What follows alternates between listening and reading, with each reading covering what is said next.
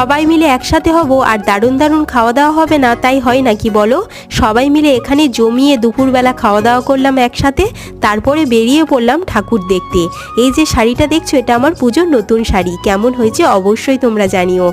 আজকের ওরই একটা কাছের বন্ধু সঞ্জুদার দোকানে জিলিপি আর চা সবাইকে বিতরণ করা হচ্ছে, তো এখানেই আমাদেরকে ইনভাইট করা হয়েছিল। তো সবাই মিলে এখানে সাজুগুজু করে রেডি হয়ে চলে এসেছি। ও এখানে অলরেডি দিতে শুরু করে দিয়েছে। দেখো এখানে আমরা বসে আছি আর দেখো সবাইকেই দেয়া হচ্ছে। বেশ ভালো লাগে, তাই নাকি বলো? কাউকে পুজোর সময় কিছু দিলে এইভাবে আনন্দ করে খাওয়া দাওয়া করলে দারুণ লাগে। একসাথে সবাই মিলে কোনো কিছু খাওয়ার মজাটাই আলাদা। দিনটা ছিল দশমীর দিন, তাই বিজয়া দশমী উপলক্ষে সবাইকে একটু মিষ্টি মুখ করিয়ে দেয়া হচ্ছে। বিয়ের পর এটা আমাদের প্রথম পুজো, তাই এবছর প্রথমেই গঙ্গাসাগরের পুজো দেখলাম। চলো আজ আসি, পরে দেখা হবে। সাবস্ক্রাইব করে পাশে থেকো। টাটা।